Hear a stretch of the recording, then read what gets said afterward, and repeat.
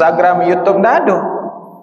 Nah, maka kalau ini pengertian bid'ah sangat luas sekali. Sebab bid'ah itu artinya yang tidak ada di masa Nabi.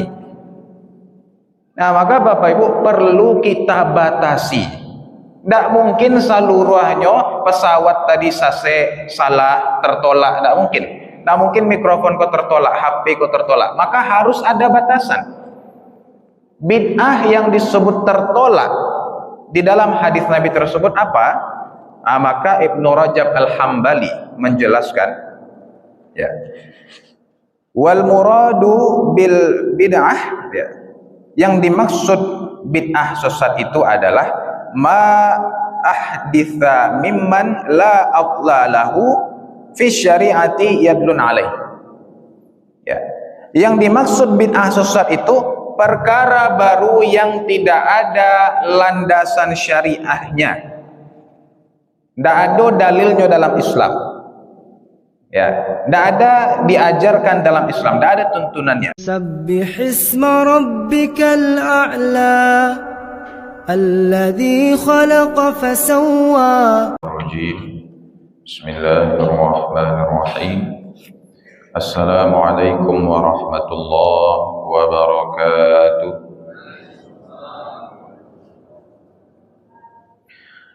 Alhamdulillahilladzi ahyana ba'dama amatana wa ilaihin nusyur. Wa ashhadu an la ilaha illallah wahdahu la syarika lah. Wa ashhadu anna sayyidana Muhammadan abduhu wa rasuluh alladzi la nabiyya wa rasula ba'dah, wa sallallahu alaihi wa alihi wa ashabihi wa baraka wa sallam. أما بعد فقال الله تعالى في كتابه الكريم نعوذ بالله السميع العليم من الشيطان الرجيم بسم الله الرحمن الرحيم والذين جاءوا من بعدهم يقولون ربنا اغفر لنا ولإخواننا الذين سبقونا بالإيمان ولا تجعل في قلوبنا غلا للذين آمنوا ربنا إنك رؤوف رحيم. Shadaqallahul azim. Bapak-bapak, ibu-ibu, ma'asyiral muslimin, sedang jemaah salat subuh Masjid Jami Hasanuddin Sabbihisma Rabbikal A'la Batang Anai yang dimuliakan Allah. Segala puji hanya bagi Allah yang kita senantiasa bersyukur kepadanya. Allah jadikan kita berkumpul kembali dalam sebaik-baik ibadah, yaitu salat subuh yang kita laksanakan berjamaah di masjid. Inilah cara melaksanakan salat subuh yang paling terbaik yang dicontohkan oleh Nabi SAW, yang kita semua mendapatkannya, memiliki keutamaan yang sangat besar, amalan yang paling dicintai Allah. Mudah-mudahan Allah menjadikan kita istiqamah untuk melaksanakan salat subuh selama-lamanya sampai akhir hayat kita. Amin ya rabbal alamin. Salawat dan salam kepada baginda Nabi Muhammad sallallahu alaihi wasallam. Yang terhormat Ketua Masjid Sabbihisma dan jajarannya, yang terhormat Bapak Ibu para tokoh masyarakat Tungku Tigo Sajarangan ini, mama aling ulama Cadiak Pandai, kapai tampe batanyo, kapulang tampe kaba barito. Yang terhormat para ustaz yang senantiasa mendampingi dan mengimami sholat-sholat kita, umumnya seluruh jemaah, tidak disebut nama dan gelar, insya Allah kita semua dimuliakan Allah Subhanahu wa Ta'ala. Amin ya rabbal alamin. Leh sehat-sehat sadonya Bapak Ibu. Alhamdulillah. Daging kurban lah habis Pak Ibu. Alah ya. Nah, sebagian ada yang masih di kulkas juga baru masuk dalam freezer. Ya, bako alun jadi masa oleh Pak Bu tensi naik Ustaz. Nah, jadi dia agak-agak kini sagiko dulu itu bisa alai itu bulan bisa alai itu. Nah, Bapak Ibu yang dimuliakan Allah, dalam kesempatan kali ini kita akan melanjutkan pembahasan hadis Al-Arba'in An-Nawawiyah, yang sekarang kita memasuki hadis yang kelima. Nah, hadisnya riwayat Imam Bukhari dan Muslim. Yang meriwayatkan adalah Ibunda Aisyah radhiyallahu anha. Ya. Jadi bunyi hadisnya, an ummil mukminin Ummu Abdillah Aisyah radhiyallahu anha, dari Ummul Mukminin, ibundanya orang-orang beriman, Ummu Abdillah, yaitu Aisyah radhiyallahu anha. Nah, kenapa di situ disebut sebagai Ummul Mukminin? Nah, karena memang istri-istri Nabi itu adalah ibunya orang-orang beriman. Makanya istri-istri Nabi setelah Nabi meninggal itu tidak boleh dinikahi oleh siapapun, Bapak Ibu. Ya, janda-jandanya Nabi itu tidak boleh dinikahi oleh siapapun sepeninggal Nabi, karena status mereka ibunya orang-orang beriman. Nah, Bapak Ibu, maka Ibunda Aisyah meriwayatkan dalam hadis ini, ya, qala Rasulullah sallallahu alaihi wasallam, Nabi sallallahu alaihi wasallam bersabda, man ahdatsa fi amrina hadza ma laysa minhu fahuwa raddun. Barang siapa yang mengadakan hal baru dalam urusan kami atau dalam agama kami yang bukan berasal darinya, maka ia tertolak.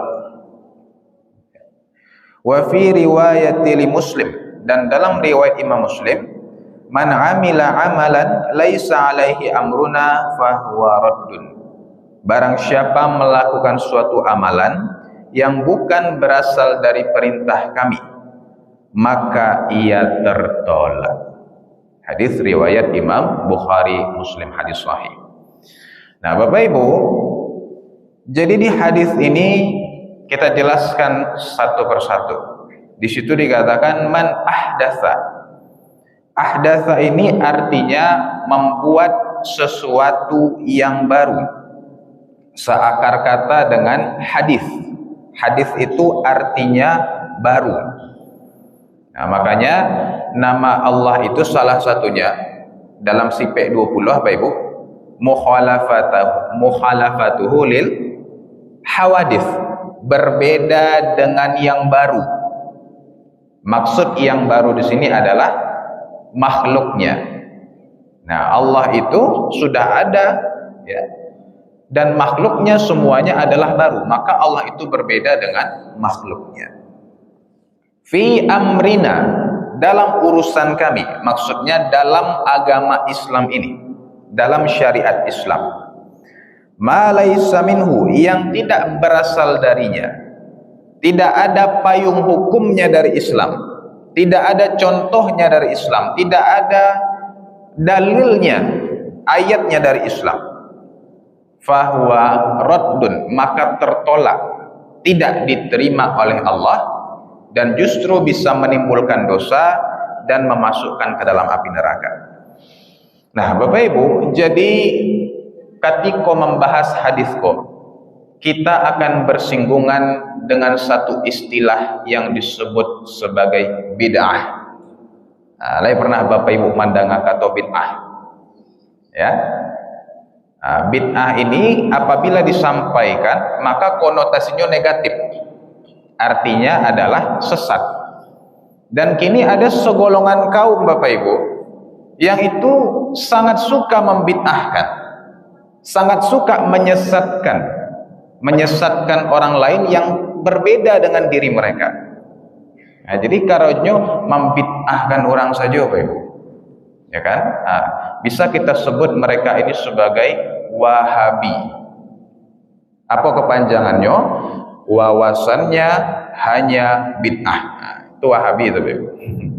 Ya, orang Wahabi itu kalau karajunya membid'ahkan saja, berarti gelarnya Wahabi. Wawasannya hanya bid'ah. Sadonya bid'ahkan. Maulid Nabi peringatannya bid'ahkan, peringatan nuzul Quran bid'ahkan, zikir bahasa murid tadi bid'ahkan, doa bahasa mau bid'ahkan, ya kan? Manigo hari menuju hari bid'ahkan, macam-macam. Nah, ada Bapak Ibu segolongan kaum di zaman kini ya yang takah itu. Maka para lu kita kaji apa yang bid'ah kau sabananya. Laibat tua tuduhan orang tu.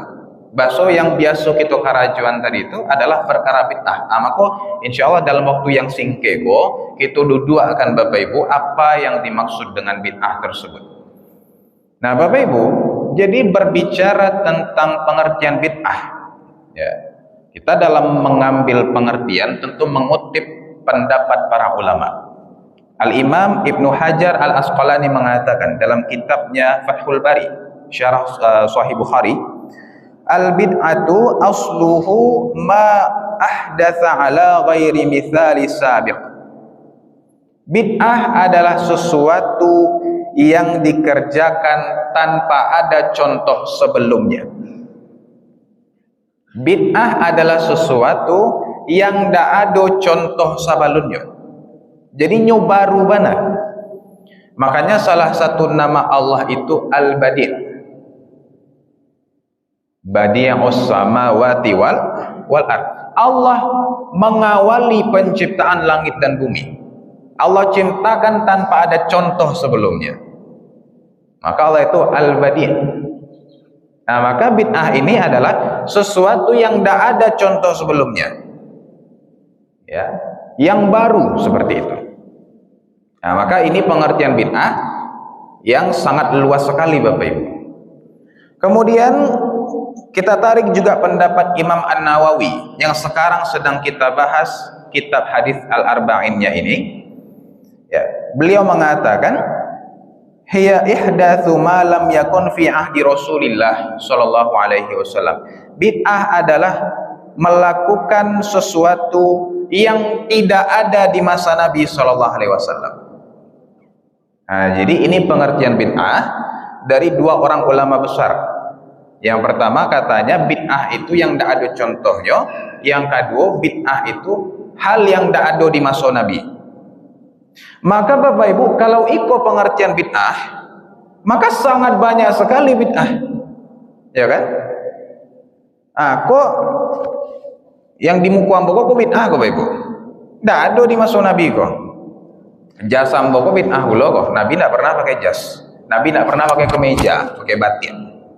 Masjid kita kok bid'ah sadonya kok. Masjid di masa Nabi tonggaknya pohon kurma, atoknya pelepah kurma, dindingnya dari batu dicampur lumpur. Masjid kita kok dekorasinya rancak, lampunya warna-warni sebanyak iko aponyo dekorasinya salaweh kok, ya kan? Dan lain-lain. Nabi tidak pernah naik pesawat. Tidak ada pesawat di masa Nabi. Naik motor, naik mobil, ya kan? Naik kendaraan, apa saja, HP, Facebook. Tidak pernah Nabi main Facebook, Ibu. Instagram, YouTube, tidak ada. Maka kalau ini pengertian bid'ah sangat luas sekali. Sebab bid'ah itu artinya yang tidak ada di masa Nabi.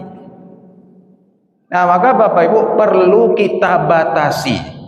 Tidak mungkin seluruhnya pesawat tadi sase salah tertolak, tidak mungkin. Tidak mungkin mikrofon kau tertolak, HP kau tertolak. Maka harus ada batasan. Bid'ah yang disebut tertolak di dalam hadis Nabi tersebut apa?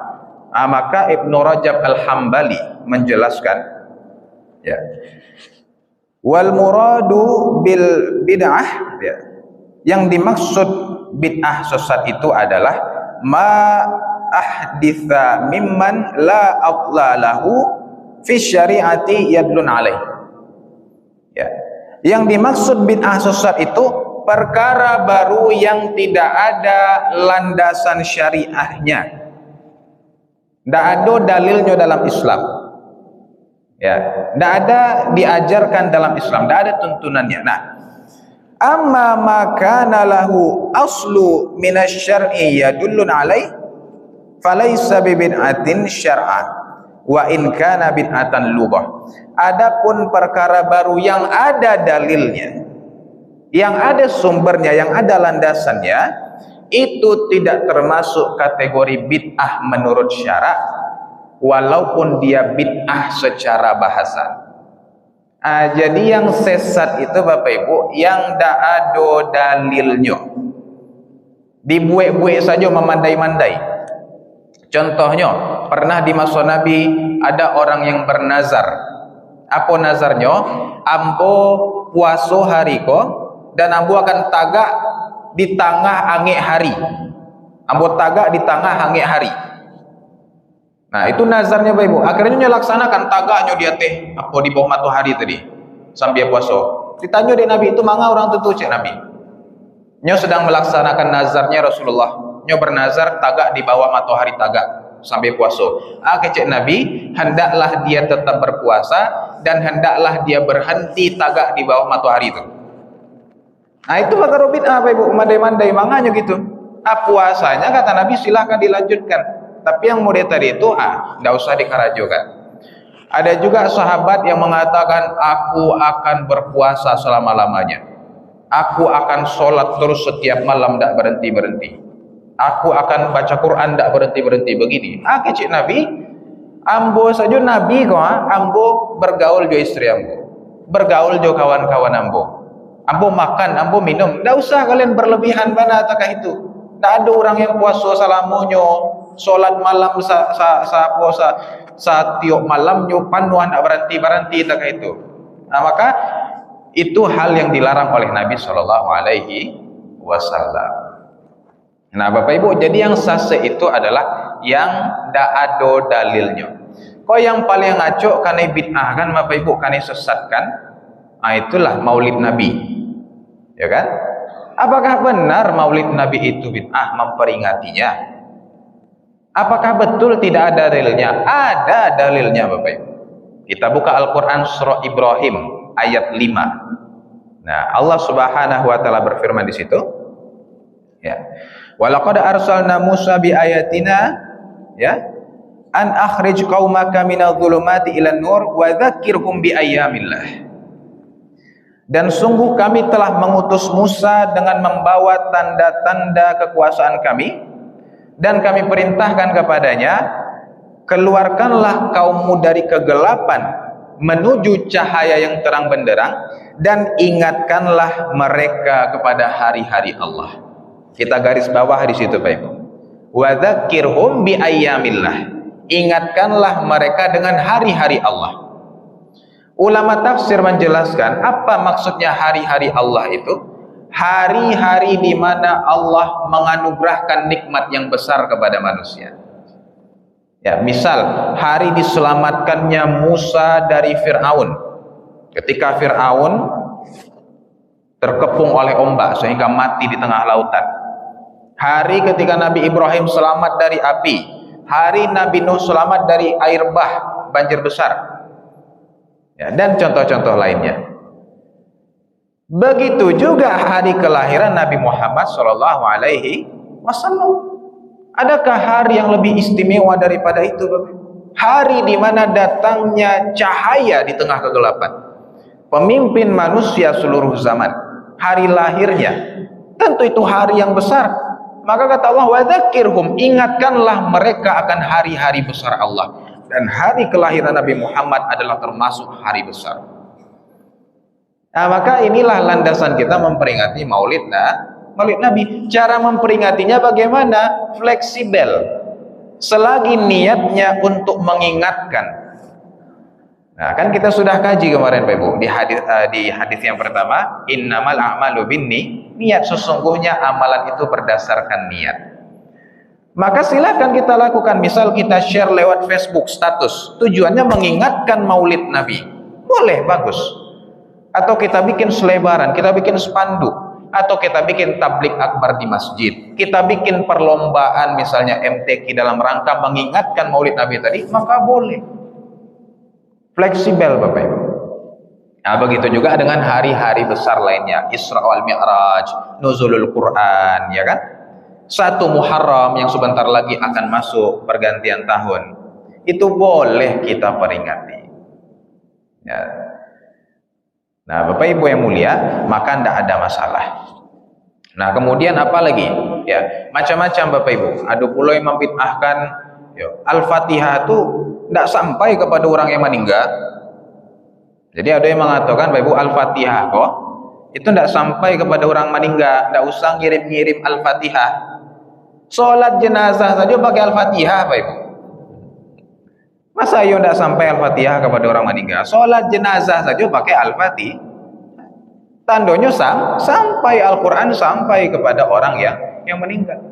Bahkan ada seorang sahabat Ibnu Umar radhiyallahu anhuma, beliau mengatakan, apabila aku meninggal, bacakanlah akhir surah Al-Baqarah di kuburku.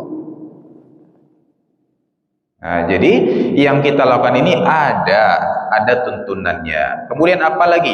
Ada yang menyebut bid'ah orang berdoa di kuburan, ya kan? Nah, itu agak sensitif kok Pak Ibu. Berdoa di kuburan dikatakan bid'ah. Dan langsung dituduh orang yang berdoa di kuburan itu meminta kepada kuburan. Belum tentu Bapak Ibu. Jangan langsung kita judge, kita tuduh ataukah itu. Apa kata Nabi SAW dalam hadis? Thintani ma turaddan. Dua hal yang tidak akan tertolak. Ad-du'a indan nida wa tahtal matar.